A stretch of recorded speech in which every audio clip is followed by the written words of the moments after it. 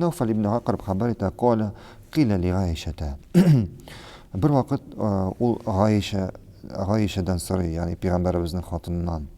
Hakana yutasama'u inda Rasulillah sallallohu alayhi va sallam shigra.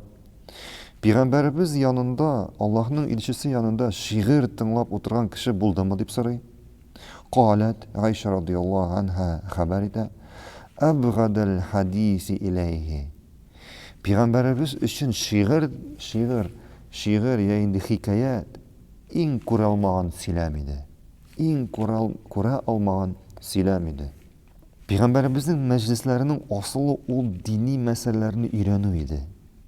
Sahabeler Peygamberimiz bilan o'tirganda anga so'rovlar berib, ya'ni shu din meselesinde so'rovlar berib, ularning so'rovlarına cevap berib o'tiraydi. Shulay u o'zining ummatin ya'ni taqvolikqa chaqirdi ham gunohlardan tiydi. Lekin ular şiirler, hikoyalar tinglab o'tirmadilar, turli shulay nashidlar tinglab o'tirmadilar. Albatta endi bunda şiir tinglarga yaramay ekan degan so'z tugul. Chunki bir vaqt payg'ambarimizdan şiir turida so'ragach, u aytdi, şiirning yaxshisi u yaxshi dedi, nashar dedi. Shulay payg'ambarimiz da şiirlar eshitdi, lekin bu bek oz edi. Oz edi. Ham bu şiirlarning aslı dinni oshliqligi ham shirikni mangilik hasrat ekanini ko'rsatib bo'ldi.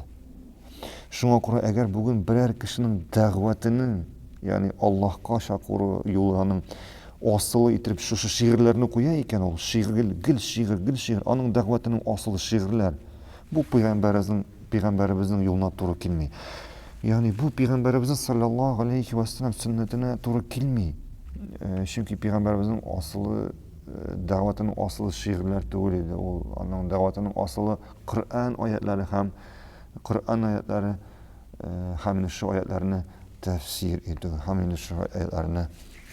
etdi. Allahu a'lam.